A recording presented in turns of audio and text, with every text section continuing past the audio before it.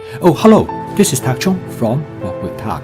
Welcome to my YouTube channel. If you enjoyed this video, please like, subscribe, and share. The goal of my YouTube channel is to make home cooking practical, efficient, and fun. Because this is the only way to make home cooking sustainable. So I developed the fast cooking system, and the word fast is the acronym for flavor chasing, advanced prepping, stir-frying, and template-based cooking to make home cooking as part of the daily routine. And the goal is that to be able to cook a meal from scratch using all fresh ingredients in 30 minutes or less. This is entirely feasible by combining advanced prepping and stir-frying to create meals that are both delicious and nutritious. I realize that in our modern lifestyle, we do not have a lot of time to cook.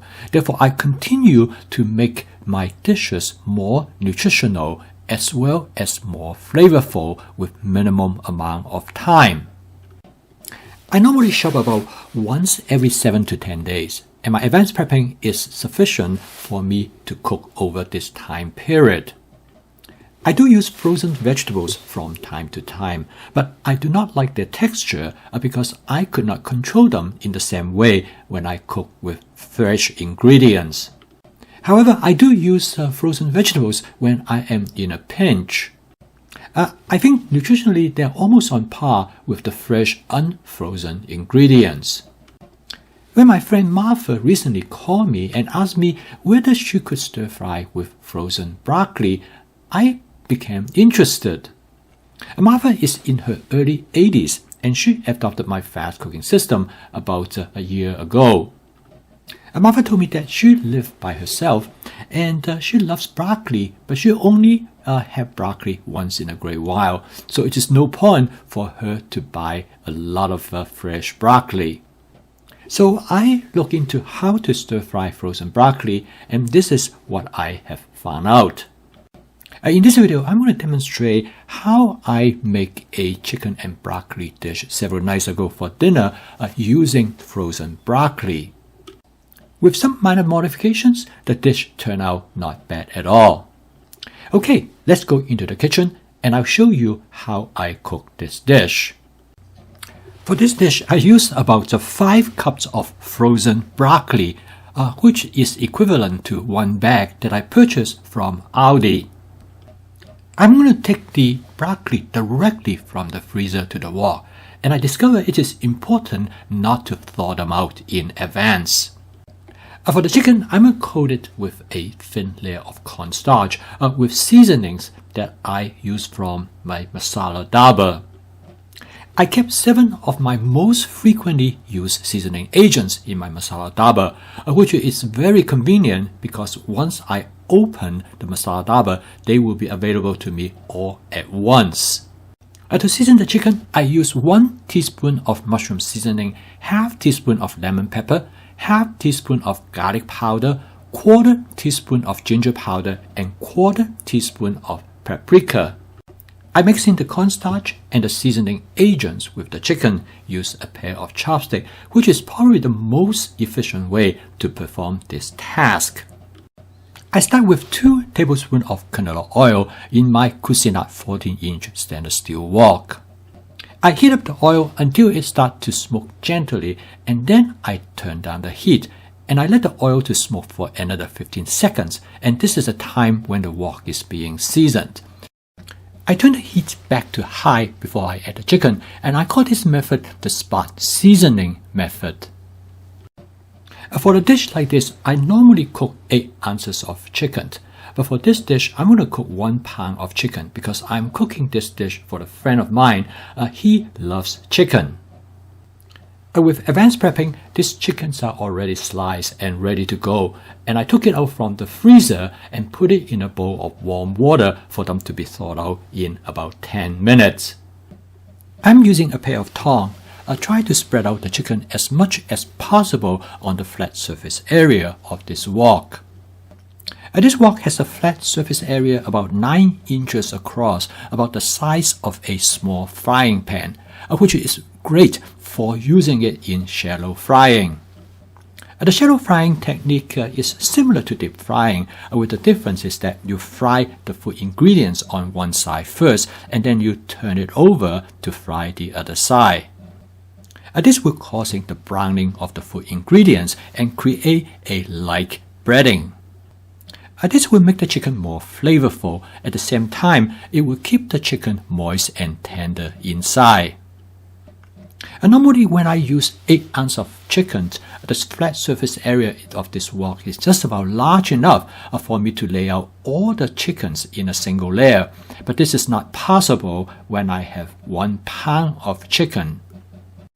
However, so far it is doing a pretty good job. What I need to do is to move the chicken pieces more often using my pair of tongs. This method gives the chicken a grill-like appearance as well as texture. Next step, now I'm ready to add the broccoli to the wok. I add the broccoli directly from the freezer to the wok without thawing them out. I discovered this is the best approach to maintain the texture of the broccoli. As I am cooking them in the wok, I am thawing them out at the same time, and this will give me much better control of the texture. I also add the broccoli to the chicken when they are almost 80 to 90% done. This will allow me not to overcook the broccoli or the chicken. Next, I add a frozen vegetable mix that contains frozen edamame, frozen corn, frozen green bean, and frozen carrot. This will provide more vegetable to this dish and hence will enhance the consumption of vegetables. Now I switch to the wok spatula and to stir fry all the contents together. I also use a water squeeze bottle to deposit a small amount of water in the area where food ingredients has burned to the surface of the wok.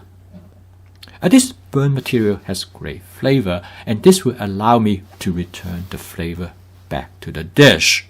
At the same time, I am cleaning the wok as I cook, and I call this method spot cleaning because I'm cleaning right on the spot. This makes cleaning the wok much easier after you're done cooking. And next, I'm going to season the dish with a combination of 2 tablespoons of oyster sauce with 1 tablespoon of hoisin sauce. This is a relatively mild seasoning strategy, and it provides great umami flavor for the dish. I change up with my seasoning strategy depending on what I feel like at the time. Quite often I will add extra seasoning agents such as sesame oil, or I will add a fried chili in oil sauce as well. And occasionally I will skip any additional seasoning because I have already seasoned the chicken in the beginning before I cook them. After another quick taste test and a few quick mix, this dish is ready to be served, and the total cook time is a little bit over 6 minutes. So what is the verdict for frozen broccoli? Actually, the taste of the broccoli is not bad at all, except the texture of the broccoli is a bit softer than how I would like them.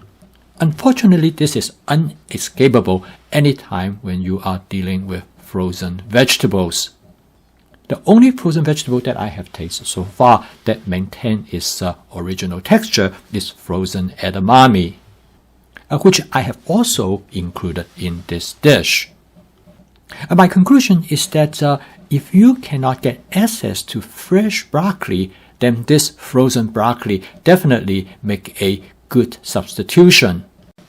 After I cook this dish, I give Martha a call and I tell her I will make a video to demonstrate how I cook a chicken with frozen broccoli. A couple of days later, Martha called me back and she said she tried it and she was happy with it. She is going to stock her freezer with several bags of frozen broccoli, so she will have them anytime she wants.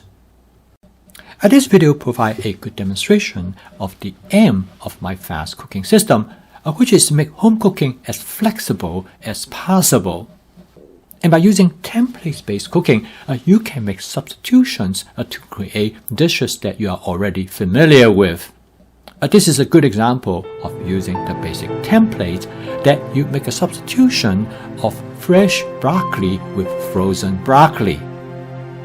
I post a video each day to demonstrate my fast cooking system so that you can make home cooking as part of your daily routine to cook the food that you love and enjoy. If you'd like to learn more about my fast cooking system, please subscribe to my YouTube channel. So keep on cooking. I will see you tomorrow.